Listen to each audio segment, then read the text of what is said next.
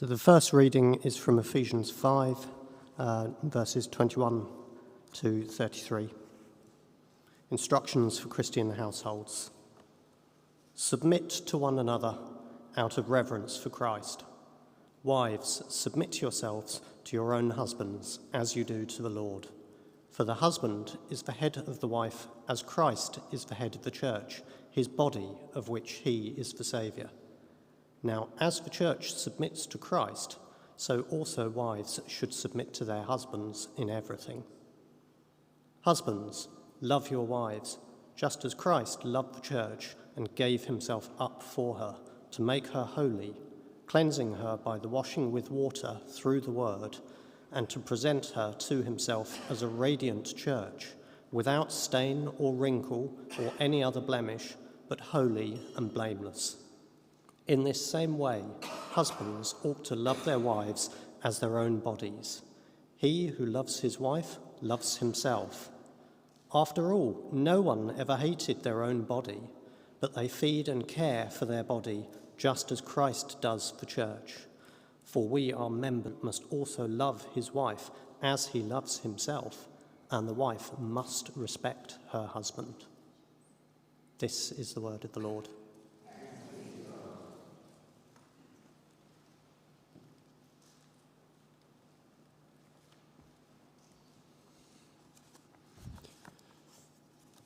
Our second reading comes from Revelation 21, verses 1 to 8. A new heaven and a new earth. Then I saw a new heaven and a new earth, for the first heaven and the first earth had passed away. There was no longer any sea.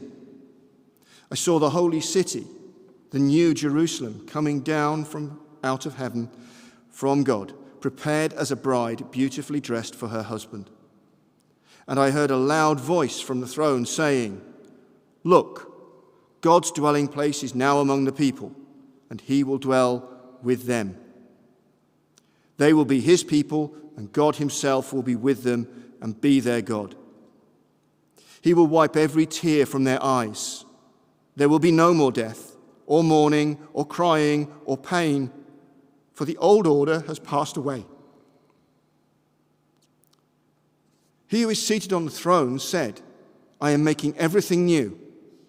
Then he said, "Write this down, for these words are trustworthy and true." He said to me, "It is done. I am the Alpha and the Omega, the beginning and the end. To the thirsty I will give water without cost from the spring of the water of life. Those who are victorious will inherit all of this, and I will be their God, and they will be my children." This is the word of the Lord.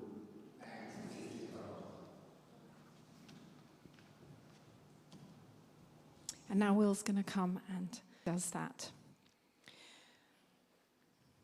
So thank you, Father, for the message that you have given Will to bring to us this morning. And we pray that you will anoint him as he speaks to us, and that you will anoint us, that we will listen with open hearts, open minds, ready to hear what you want to say to us this morning and to respond in obedience. Amen.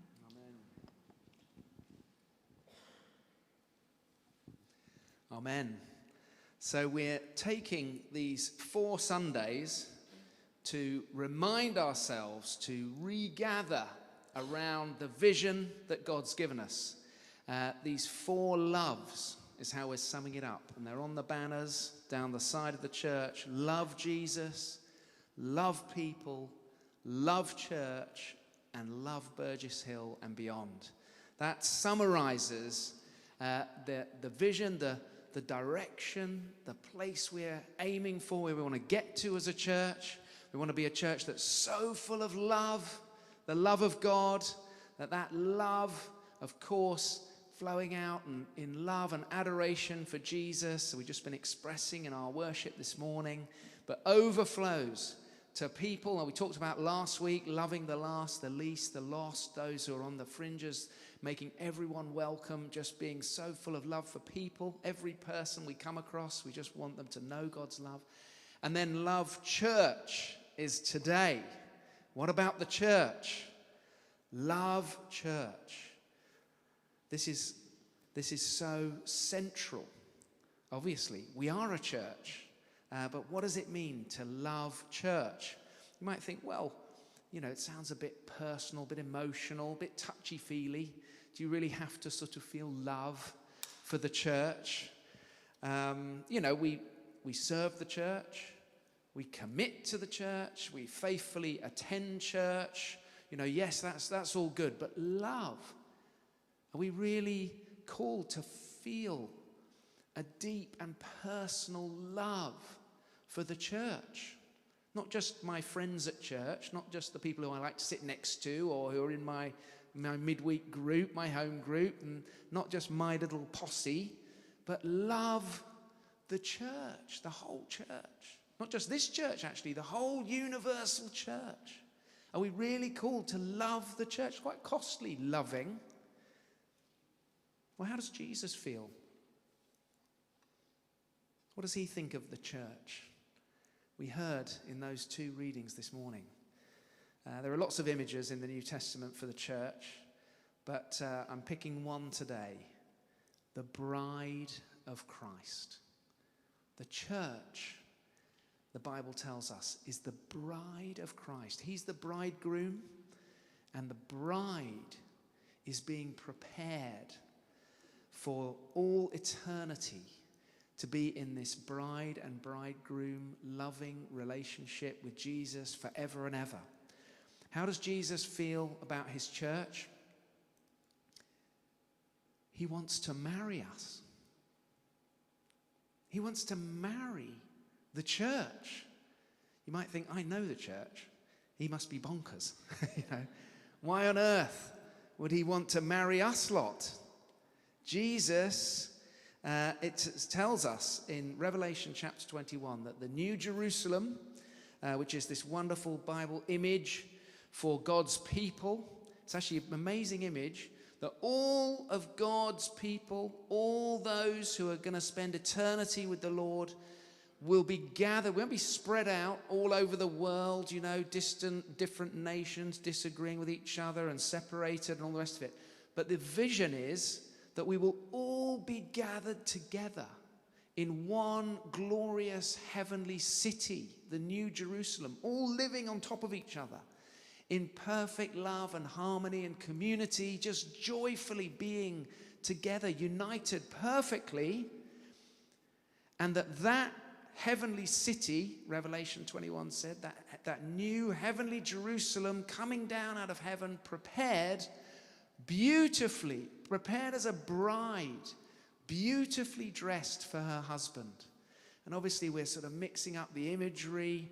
It's beyond human understanding. What's it going to look like? We don't know. But John the Apostle is grasping at images and being inspired by the Holy Spirit to convey, how can a city be a bride? But there's something wonderful happening about all the people of God gathered together in perfect unity in this astonishingly beautiful, radiant, it says in the city that there won't be a sun, there won't be a need for light from the sun, because God will dwell in the midst of the city, and he is the light emanating, and the whole city is bright, made of gold and precious jewels, and it's just the most radiant, beautiful place. All these people there expressing love for God as a bride prepared for Jesus.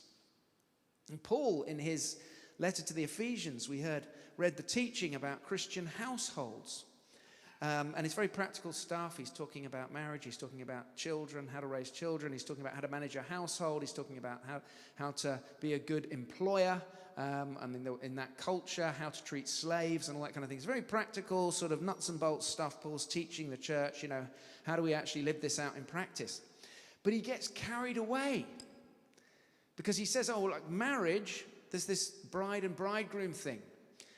This is his best illustration for married couples, is it's like Christ and the church. This amazing love and covenant between Christ and the church for all eternity. He's totally devoted. He lays down his life. He's so committed to his church. He loves his church. And husbands, that's how you've got to love your wives. And wives, it's like Jesus being loved by you. So he's using this analogy of the church and Christ for husbands and wives. But he sort of gets carried away, and it sort of flips round. And he just, because he says, he takes the verse from Genesis chapter 2, the absolute foundational verse for marriage relationship in the Bible that says, a man shall leave his husband and wife, leave his father and mother. A man shall leave his father and mother and be united to his wife, and they will become one flesh. You know, it's flowery biblical language for sex. We know what he's talking about. You know, the two will become one flesh. This is sexual union, the union of the marriage bed coming together, becoming one, the most intimate, personal, self-giving moment any human being can experience, this oneness with another person. And Paul's just talking about marriage, and he's saying this is what marriage is. You come together, you're joined together, you become one. You know what? The Bible doesn't actually say, a man shall leave his father and mother, and then he shall meet the woman of his dreams, and they shall spend 5 years saving up to get ready, and then they shall prepare a big party and a big occasion, and they shall have this wedding service, and they shall make these vows, and then they shall be united as one flesh. It doesn't say that. The Bible just literally says what it's about is two people, a man and a woman, being united physically and spiritually, coming together, becoming one. And that's what makes you husband and wife. Our society is just a million miles away from that. The total separation between becoming one flesh sexually and marriage, oh gosh, that's a whole nother thing. That's a whole separate thing. The Bible just has no recognition of any division.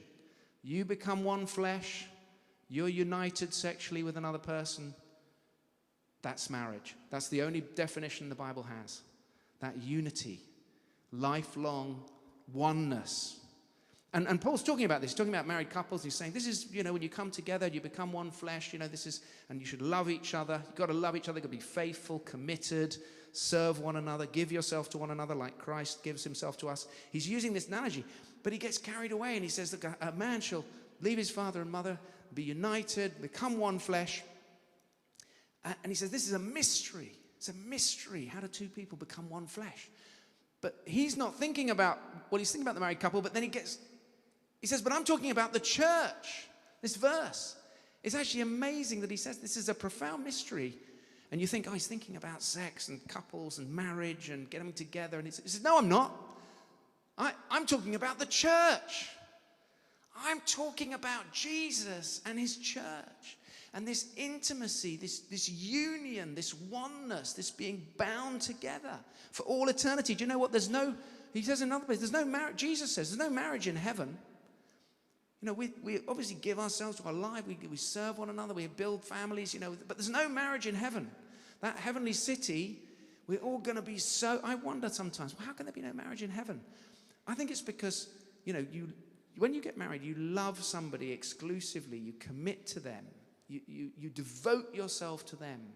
And you purposefully and intentionally, sacrificially serve and love that other person.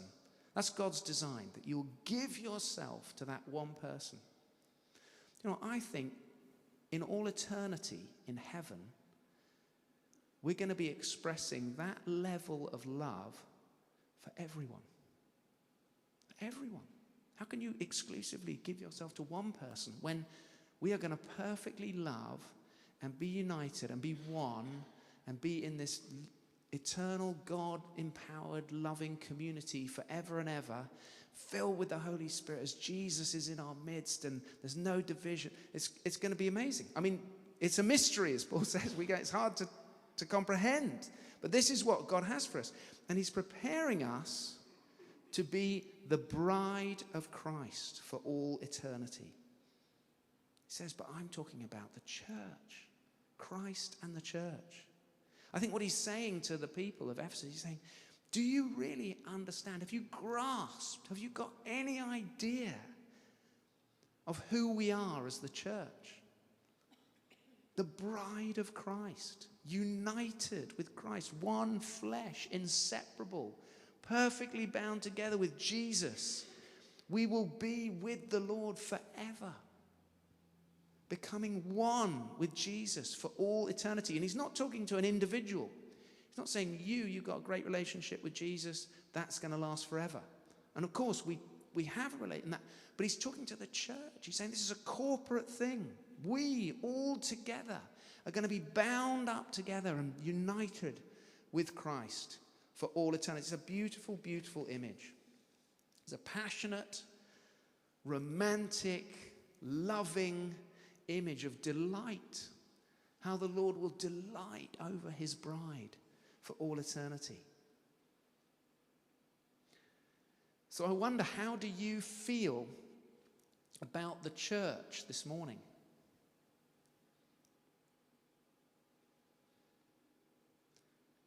Do you feel like Jesus feels about his church?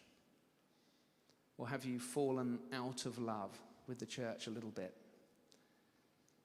Do you sort of do your duty, come along sometimes, help out a little bit here and there, maybe put your hand in your pocket and put something in the collection plate, but really, we keep the church at arm's length?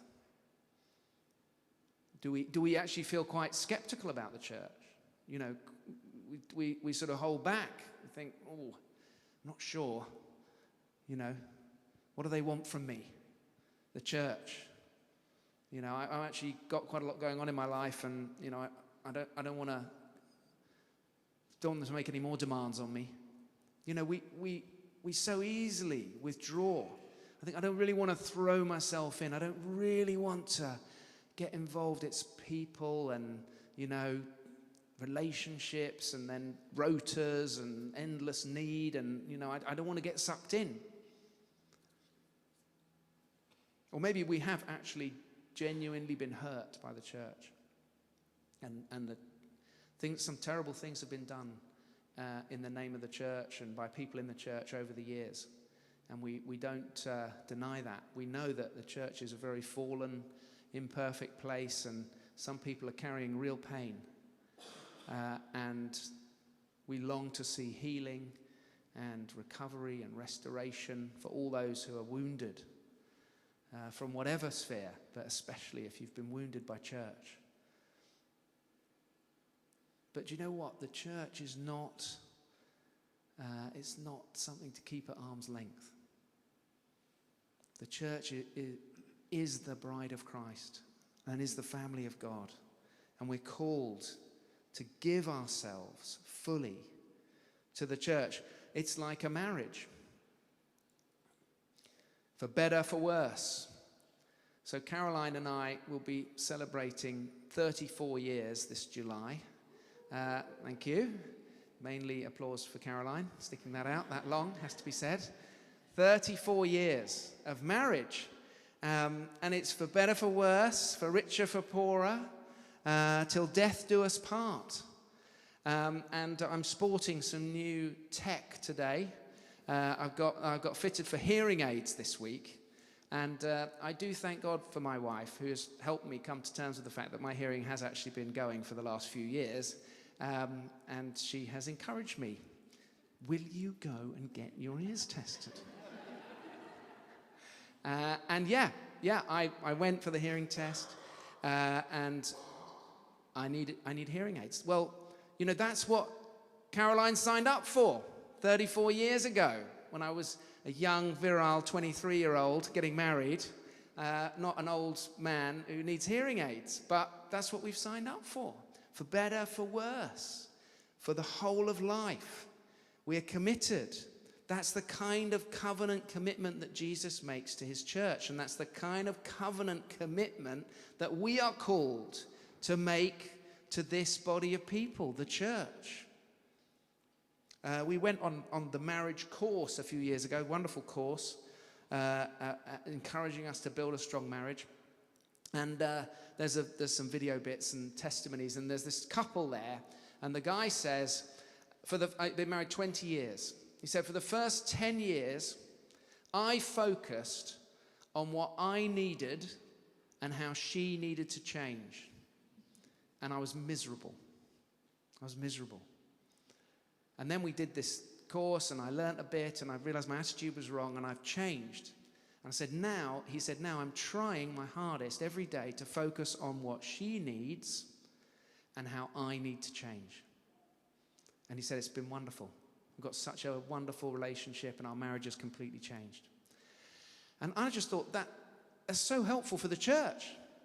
If you're coming to church thinking, I'm focused on what I need, what they should be doing for me, and how the church needs to change, because, there's a lot of things that are wrong with the church, you're going to be miserable.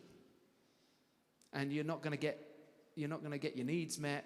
Things are going to be a great disappointment. It's going to be a struggle. But if you come to church with the opposite attitude, saying, how do I need to change? Lord, would you use this ragtag bunch of people, this community, the presence of your Holy Spirit in this place? Would you use your church to show me how I need to change? And, Lord, what the church needs.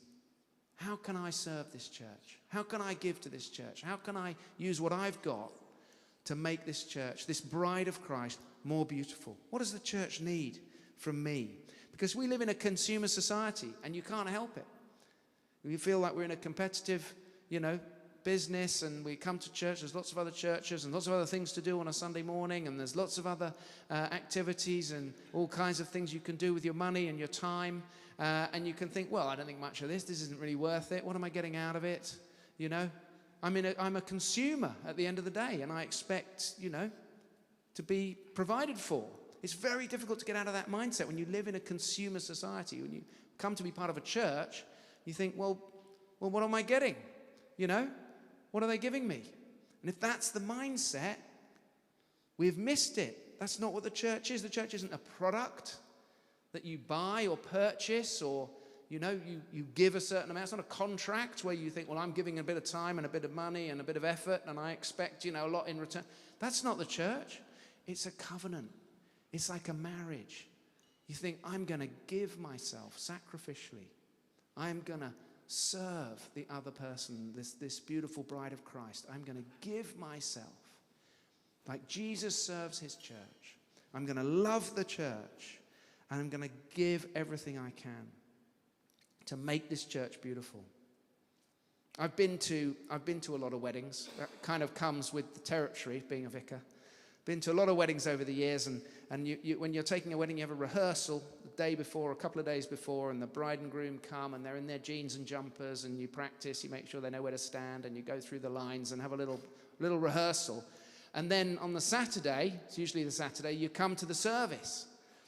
And the groom, that's nice, he's wearing a suit, good, yeah, smartened up a bit. And then the bride, oh my goodness, wow, what happened to you? I have actually been to a couple of weddings that I have not recognized the bride from the rehearsal. I think, wow, the hair, the makeup, the dress, all the trouble, everything, absolutely amazing effort. And they look amazing, look wonderful. And that's what the bride wants on her wedding day. She wants to look beautiful for her husband. She wants to take his breath away. She's made all that effort just to be this beautiful, wonderful bride. That's the church. That's what we're doing here. We are beautifying something for Jesus. The church exists for Jesus, to show love for him. The bride of Christ. It's not for me, not for you, to make us feel good. It's for him. All our events, our services, our gatherings, our relationships, our community, it's all for him. As an offering. Jesus loves the church. Imperfect, unfaithful, lukewarm, broken as we are, Jesus loves his church as his bride. And he calls us to love the bride the same way he does. What we're trying to do here, we're trying to build something, trying to grow something, trying to make something beautiful for Jesus, to bring pleasure to him, all for him, something he can be proud of and delight in, something he can show off to the Father and the Holy Spirit. Sometimes I imagine in the heavenly courtroom, the Father, the Son, and the Holy Spirit, and Jesus saying, "Hey, Father, have you seen St. Andrew's Burgess Hill? My bride. Isn't she beautiful? Look at that wonderful, wonderful community. See how they love one another. See how they listen to my word. They forgive one another when they're hurt. They won't let any bitterness creep in. See how kind and compassionate they are to those in need, how they serve their community. See how committed they are. They want to do their very best for me. See how they pray. They don't give up, and they faithfully interceding for this world. See how they persevere. They offer up their beautiful worship every time they gather. They bring their attention to me and offer their best. See how they use their gifts, their creativity. See how they embrace new things and they want to serve me in everything they do. See how generous they are. See how much they raise for that Mexico Mission Day. Amazing. See how bold they are, those young people going out to share their faith, and the whole church so courageous. Wow. Let's be a beautiful bride for Jesus. Let's love church. Not just tolerate church or show up now and then, but let's love church the way Jesus loves church. Let's offer St. Andrew's to Jesus once again in our serving, our giving, our praying, our relationships. Let's offer our church to Jesus. We belong to him. We are the bride of Christ. Amen.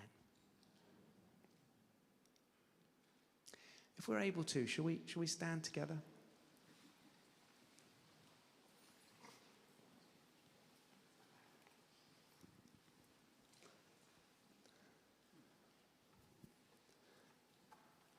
The bride of Christ is no more beautiful than in worship. We're just offering our love to Jesus as the faithful husband. In the wedding ceremony, you say, you ask them, will you take your wife? I was asked, will you take Caroline to be your wife? Will you love her? And will you be faithful to her as long as you both shall live? That's the promise of marriage, to be faithful. Jesus is faithful to us. He'll never abandon us, never desert us. He's faithful to us. Let's devote ourselves to be faithful to him, our faithful one, once again.